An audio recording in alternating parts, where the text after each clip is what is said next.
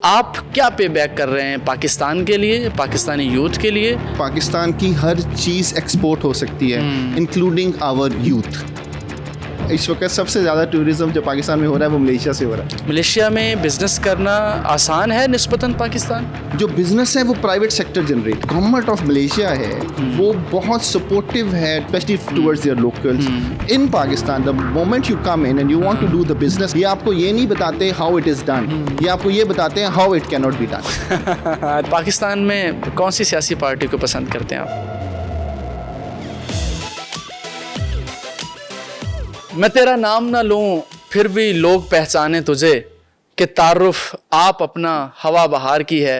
बिस्मिल्लाहिर्रहमानिर्रहीम, अस्सलाम वालेकुम। जीएनएन न्यूज़ के स्पेशल पॉडकास्ट में मुझे इरफान बशीर कहते हैं और आज एक ऐसी शख्सियत हमारी मेहमान है जिनके बारे में ये कहा जाए तो बिल्कुल बजा होगा कि वो जितने पाकिस्तान में फेमस हैं, जितने पाकिस्तान में मशहूर हैं, उतने ही मलेशिया में भी मशहूर हैं। गुज़श्ता 20 साल उन्होंने बल्कि यूँ कहा जाए कि जो जवानी है वो मलेशिया के अंदर गुजारी, वहाँ पाकिस्तान का नाम सरबुलंद किया, पाकिस्तानियों की फलाह बहबूद के लिए काम किया, बिजनेस किया, पाकिस्तान में बिजनेस लेकर आए।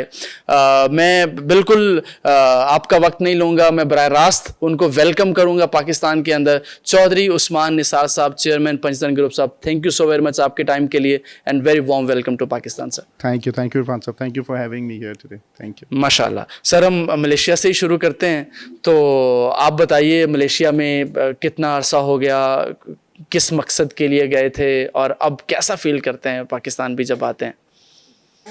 Thank you very much. आपने पहला सवाल ही बड़ा खूबसूरत किया है मेरे से। तो उसमें ऐसे है कि जिस तरह सब हमारे यंगस्टर्स का एक ख्वाब होता है कि हमने बाहर जाना है, तो ख्वाब ऐसे ही शुरू हुआ था कि बाहर जाना है। अच्छा। बट ये है कि ये पता नहीं चला कि वो 20 साल पलक झपकते में गुजर जाएंगे, ये अंदाज़ा नहीं था। तो हायर एजुकेशन के लिए गया थे मलेशिया, और फिर मैं ऐसे कहूँगा कि फिर मलेशिया ने अपना बना लिया। अच्छा जी, तो अभी 20 साल से मैं अभी वहाँ मुकीम हूँ और एजुकेशन के लिए गए थे। उसके बाद फिर वहीं पे बिज़नेस शुरू किया और अल्लाह ताला ने अपना रहमत और करम फरमाया। तो अल्हम्दुलिल्लाह एक बात कही जाती है मलेशिया के बारे में कि मलेशिया में वक्त का पता नहीं चलता। हाँ जी। तो वाकई ये हकीकत है कि जो ये 20 साल का अरसा गुजरा वो पता ही नहीं चला। हाँ सही है। वो अहमद मुश्ताक एक शायर हैं, उनका एक मिसरा है कि इश्क में वक्त का एहसास नहीं रहता है। तो आपको मलेशिया से इश्क था और आपके 20 साल गुजर गए, वक्त का एहसास ही नहीं हुआ। अच्छा सर, मलेशिया में क्या मसरूफियात रहती हैं? अच्छा, मलेशिया में जब मैं शुरू में हम गए थे तो उस वक्त ऑफ कोर्स स्टडी के लिए गए थे, और ये बड़ी इंटरेस्टिंग सी एक स्टोरी है कि उस वक्त वहाँ ऑफ कोर्स एक अंदर एक जज्बा था कि कुछ करना है और कुछ बन के वापस आना है। तो उस वक्त फिर वहाँ बिल्कुल हादसाती तौर पे ऐसे हुआ कि एक कॉलेज था जिनके लिए मुझे एक टास्क दिया गया कि जी जहाँ हम स्टडी कर रहे थे उसके बिल्कुल पास ही था वो, कि आप हमारे लिए स्टूडेंट्स को रिक्रूट करें। तो वहाँ से फिर हमने स्टूडेंट रिक्रूटमेंट का काम शुरू किया, और हमने वो जो कॉलेज था वो फॉरेन स्टूडेंट्स उस वक्त वहाँ काफ़ी ज़्यादा आते थे।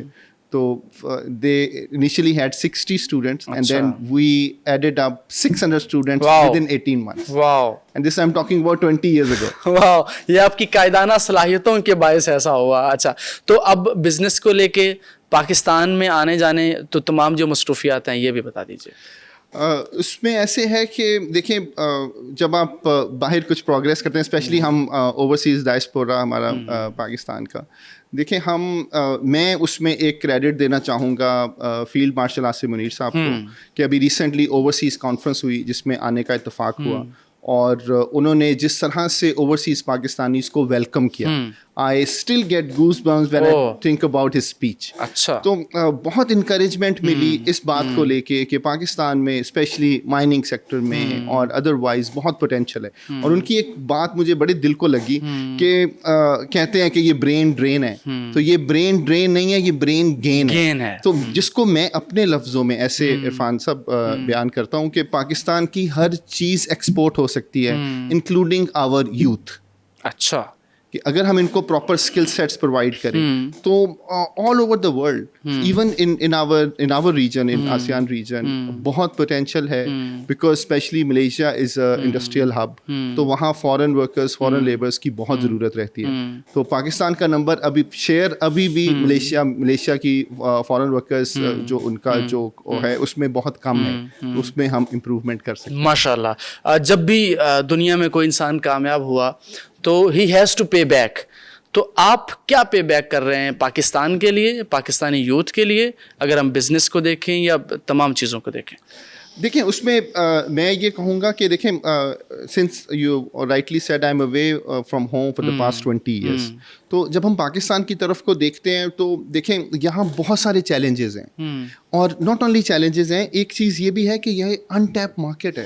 स्पेशली मेरा कुछ ताल्लुक माइनिंग सेक्टर से है पाकिस्तान में, हम काफ़ी उसके लिए एफर्ट्स कर रहे हैं, और बल्कि उसके लिए मैं ये कहूँगा कि ख़ास तौर पे प्राइम मिनिस्टर की बड़े उन्होंने काविश है कि उन्होंने मुझे टाइम दिया, मेरे साथ मुलाकात की, तो पोटेंशियल बहुत है पाकिस्तान में, और मैं उसमें ये स्पेशली हम्बली रिक्वेस्ट करना चाहूँगा कि देखें हम जब ओवरसीज से आते हैं तो हमारे पास फंडिंग मौजूद होती है, हमारे पास जो है टेक्नोलॉजी मौजूद है, उसके बाद हम पाकिस्तान में आके कुछ ना कुछ सेटअप करना चाहते हैं। अभी इन्होंने कुछ एंटिटी बनाई है SIFC या अदरवाइज जो भी ease of doing business in Pakistan है, देखिए इसको मज़ीद इम्प्रूव करने की ज़रूरत है। तो आप हमें जैसे फील्ड मार्शल साहब ने कहा, आप हमें प्लेटफॉर्म प्रोवाइड करें, investors, technology, everything we can bring in. Okay, तो कौन सा प्लेटफॉर्म है जो आप चाह रहे हैं कि प्रोवाइड किया जाए, तो आप पाकिस्तानी और पाकिस्तानी यूथ के लिए, इवन पाकिस्तान के लिए बिल्कुल बहुत ज़बरदस्त आप कहते हैं कि ये हो जाए ना तो बेस्ट है? अच्छा, देखिए उसमें एक चीज़ जो बड़ी वाजे है, उसमें आप ये देखें हमारी पॉपुलेशन जो है, हम कंज्यूमर मार्केट हैं, 230 मिलियन की हम कंज्यूमर मार्केट हैं, तो any product that we can bring to Pakistan, any technology especially, देखें मैं अपने सेक्टर से बात करूंगा, which is mining sector, तो हम कर रहे हैं और एक्सपोर्ट कर रहे हैं, तो यही अगर हमारे पास प्लांट्स लोकली लग जाएं तो हम वैल्यू एडिशन करके उसी ओर से अच्छा ज़रिए मुबादला कमा सकते हैं। तो ये एक बात जो मैं स्पेशली जो हायर हमारी अथॉरिटीज़ हैं जो पावर कॉरिडोर्स में हैं, हम उनसे ये रिक्वेस्ट करना चाहेंगे कि यहाँ पे टेक्नोलॉजी ट्रांसफ़र पाकिस्तान में होना चाहिए, इंडस्ट्री पाकिस्तान में लगनी चाहिए, लेकिन उसके साथ साथ देखें इरफान साहब, हमारे चैलेंजेस ये हैं कि वो इंडस्ट्री तो लगाने से पहले, अगर एज ए इन्वेस्टर मैं पाकिस्तान आ रहा हूँ तो मुझे safety, security, law and order सबसे पहले चाहिए, ठीक है, मेरी इन्वेस्टमेंट सिक्योर होनी चाहिए, मेरी अपने जान और माल की हिफाजत होनी चाहिए, और फिर जो इन्वेस्टमेंट मैं पाकिस्तान में कर रहा हूँ उसमें मुझे जो भी रिटर्न होगा वो उसको मुझे, अगर मैं बाहर लेके जाना चाहता हूँ या लोकली रखना चाहता हूँ तो उसमें मुझे फैसिलिटेशन मुझे मिलनी चाहिए। ये चैलेंजेस कुछ हमारे हैं जो अगर हुकूमत, स्पेशली मैं ये कहूँगा कि SIFC एड्रेस हो रहे हैं, ये चैलेंजेस एड्रेस हो रहे हैं, बट सरफेस लेवल पे इसमें still a lot need to be done. Okay, ऐसी क्या चीज़ है कि जो आपने 20 साल मलेशिया के अंदर गुजारे, बड़ा एक शाहकार है दुनिया में बिज़नेस का, और अभी इस साल की रिपोर्ट है कि बहुत ज़्यादा लोगों ने विज़िट किया, मोस्ट विजिटेड कंट्री में आया है मलेशिया। ऐसी क्या चीज़ है जो एक चीज़ जो पाकिस्तान में भी हो जाए तो बेस्ट हो जाएगा? देखिए पाकिस्तान में जो सबसे, देखिए बहुत सारे, मैं उसमें एडअप ऐसे करूँगा कि पाकिस्तान के अंदर हमें हमारा जो टूरिज़म सेक्टर है, देखिए मलेशिया में उनकी 33 मिलियन उनकी पॉपुलेशन है, इतना ही 33 मिलियन टूरिस्ट एवरी ईयर उनकी कंट्री में आता है। हमारे पास लोकल टूरिज्म तो है लेकिन फॉरेन टूरिज्म अभी इतना नहीं है। लेकिन आप हैरान होंगे इरफान साहब सुन के कि इस वक्त सबसे ज़्यादा टूरिज्म जो पाकिस्तान में हो रहा है वो मलेशिया से हो रहा है। अच्छा, Malaysian tourist they love Pakistan in northern areas and all. तो हमें जो टूरिज्म सेक्टर है अपना उसको भी हमें इम्प्रूव करने की ज़रूरत है, जिससे कि इंटरनेशनल, देखिए हमारे पास सिनरिक व्यूज़ हैं, सारा कुछ अवेलेबल है, माउंटेन्स हैं हमारे पास, अदरवाइज भी बहुत पोटेंशियल है पाकिस्तान के टूरिज्म में, लेकिन उसको प्रॉपर्ली मार्केट करने की ज़रूरत है इंटरनेशनली। ओके, अच्छा, मलेशिया में आपने ज़िंदगी गुजारी, क्या बिजनेस भी कर रहे हैं वहाँ पे? मलेशिया में बिजनेस करना आसान है निस्बतन पाकिस्तान? अच्छा, ये वेरी गुड क्वेश्चन। देखिए मलेशिया में एक चीज़ है जो मेरी नज़र में, देखिए मैं ये कहता हूँ कि जो गवर्नमेंट फैसिलिटेट करती है, जो बिजनेस है वो प्राइवेट सेक्टर जनरेट करता है। तो जो गवर्नमेंट ऑफ मलेशिया है वो बहुत सपोर्टिव है towards their, specially towards their locals, to enhance their business. अभी दुनिया में तो अभी कॉन्सेप्ट भी नहीं आया रोबोटिक्स का, industry 4.0, they already moving towards that. तो हमारा जो वाज़ेह फ़र्क जो मलेशिया और पाकिस्तान में मुझे नज़र आता है वो ये है कि मलेशिया में आपने कोई भी बिजनेस करना है तो गवर्नमेंट सपोर्टिव है how to make it successful, whereby हम जब यहाँ आते हैं, सॉरी टू से, मैं इसमें I would like to highlight it in a bold words, that in Pakistan the moment you come in and you want to do the business in Pakistan, ये आपको ये नहीं बताते how it is done, ये आपको ये बताते हैं how it cannot be done। अच्छा, और एक मिसकंसेप्शन मैं कहूँगा या इसको कहा जाए कि गलत तासुर है, क्या ये सच है कि जब भी पाकिस्तान में आप कोई बिजनेस करते हैं तो आपको कहते हैं कि जनाब हमारा हिस्सा थोड़ा सा साइड पे कर दें? अच्छा, ये मैं खुद मेरा फर्स्ट हैंड एक्सपीरियंस है जी, directly with the prime minister. जब मलेशियन प्राइम मिनिस्टर पाकिस्तान आए तो I was part of the delegation, और उसके बाद prime minister of Pakistan Shahbaz Sharif sahab was kind enough, he asked me to, of course, to meet one-on-one with him. I had a sitting with him almost 2 hours, and he has been very kind, and till the date I can vouch for it that we didn't pay a single cent, and अच्छा, he's been very very helpful. ज़बरदस्त। थोड़ा सियासी गुफ्तगू हो जाए जी। तो पाकिस्तान में कौन सी सियासी पार्टी को पसंद करते हैं आप? देखें, मैं ऐसे कहूँगा इरफान साहब, मैं पाकिस्तान को पसंद करता हूँ। मैं पाकिस्तानी सियासी पार्टी से पहले मैं बड़ा डिप्लोमेटिक जवाब है। ये हकीकत है, और एक शख्सियत जो मेरे दिल के बड़े करीब हैं और जिनका मैं वाकई ये कहूँगा कि मैं बहुत सीखता हूँ, एक यूसुफ गिलानी साहब, चेयरमैन सेनेट, और दूसरा आसिफ अली जरदारी साहब। और मैं इसलिए नहीं कह रहा कि मेरी उनके साथ देखें कि कुर्बत है, मैं ये इसलिए कह रहा हूँ कि अगर वाकई हमने पाकिस्तान में या अदरवाइज यूथ ने कुछ इखलाक सीखना है, उन्होंने वज़ादारी सीखनी है, तो वो इन दोनों लोगों से सीखें। देखें, स्पेशली मैं बात करना चाहूँगा यूसुफ गिलानी साहब की, कि उनसे मैंने एक चीज़ सीखी है, और जो कि मैं ये कहता हूँ कि आज के दौर में हमारी यूथ को सीखने की ज़रूरत है, और वो है फॉरगिवनेस। अच्छा, मैंने उन्हें कहा जी मुझे कुछ एडवाइस करें। अच्छा, हाँ, तो उन्होंने कहा अच्छा ठीक है बताएं। कहते मैं एडवाइस नहीं करता, मैं आपको क्वेश्चन करता हूँ। मैंने कहा जी ठीक है पूछें। कहते जब कोई बंदा आपसे ज्यादती करता है तो आप क्या करते हैं? मैंने कहा जी बदला लेते हैं। हाँ। तो उन्होंने ऐसे रखा अंगूठा ऐसे, तो कहते आप बदला नहीं लेते, माफ करते हैं।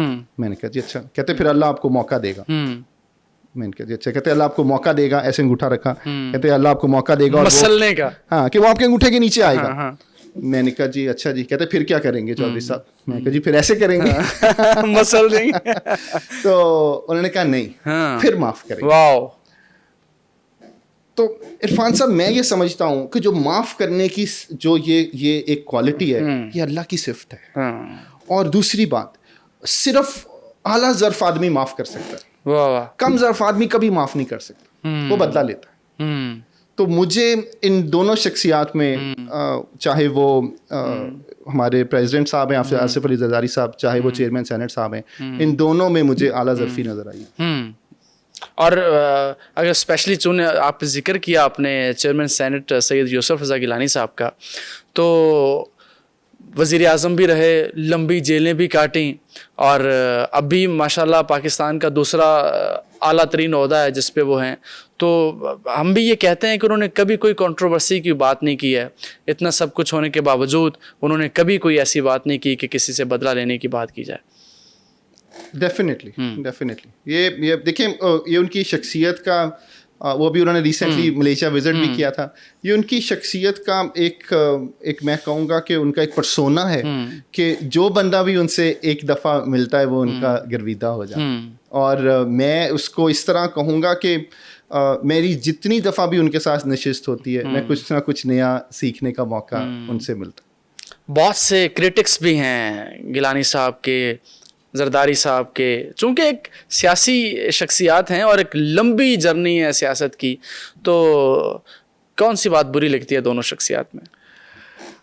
अच्छा, दोनों की एक बात जो मेरी नज़र में मैं कहूँगा वो बुरी नहीं है इन अ वे, दोनों ही वो दोस्त नवाज हैं, ठीक है, और गिलानी साहब दुश्मन नवाज। वाह। और ये दोनों क्वालिटीज बड़ी बड़ी ग्रेट क्वालिटीज हैं, जो समटाइम्स हमें लगता है कि ये क्यों कर रहे हैं, इतने तो पुराने टाइम पे कुछ ना कुछ किया हुआ था गड़बड़। तो ये बहुत मेरी नज़र में ये दोनों क्वालिटीज हैं। पाकिस्तान में एक यूथ है 60%, और इलेक्शन भी हुए रिसेंट। पाकिस्तान तहरीक इंसाफ का स्पेशली मैं ज़िक्र करूँगा, और बानी पीटीआई का। तो एक उनकी पर्सनैलिटी है, 92 से लेके स्टिल पीएम रहे और आज भी पाकिस्तान की सियासत में इन है। उनको कैसा देखते हैं आप? अच्छा देखिए, मैं उसमें ऐसे कहता हूँ, और स्पेशली ये मेरा एड्रेस है यंगस्टर्स के लिए भी। मैं इमरान खान साहब बहुत अच्छे इंसान हैं, ठीक है, वो ऑफ कोर्स मुल्क के लिए कुछ करना चाहते हैं, कुछ ना कुछ सोच लेके आए थे।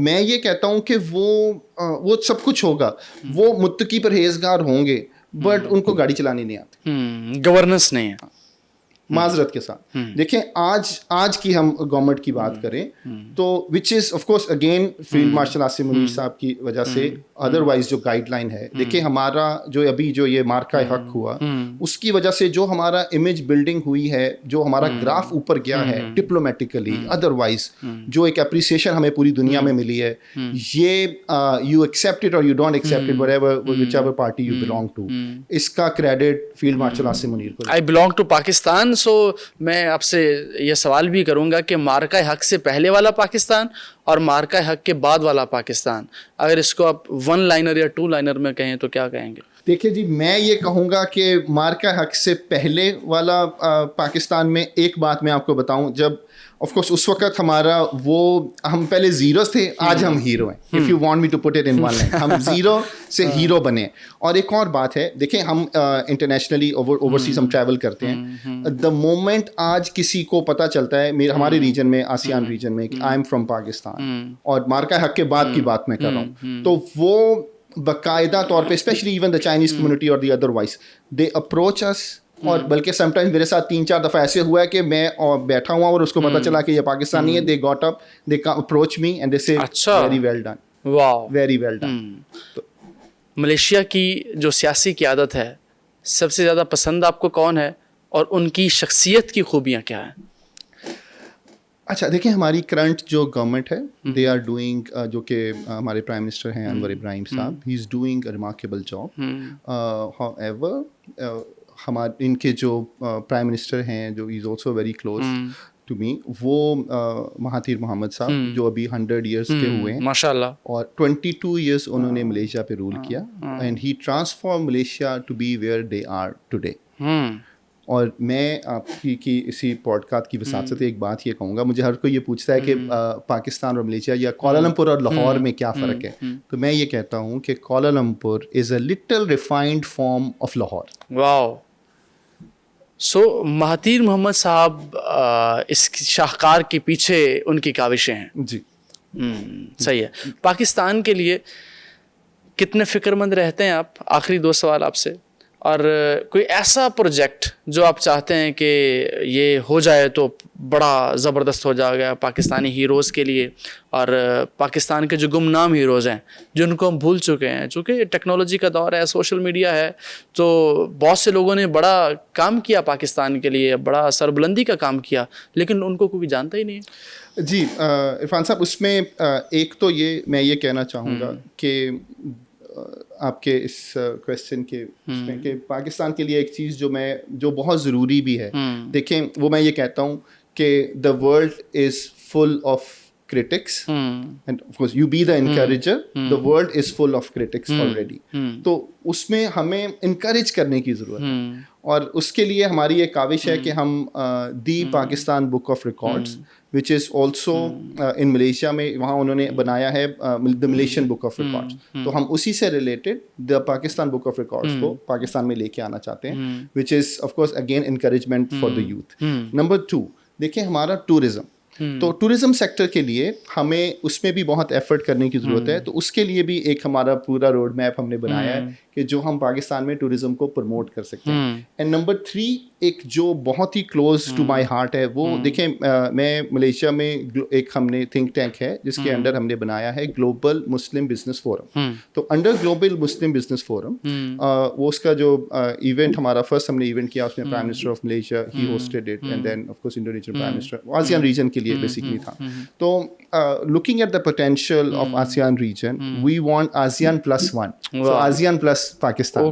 तो बिजनेस को देखिए, मैं ये बार बार ये बात कह रहा हूँ कि गवर्नमेंट का काम है फैसिलिटेट करना, जो बिजनेस होगा वो आपका प्राइवेट सेक्टर जनरेट करेगा।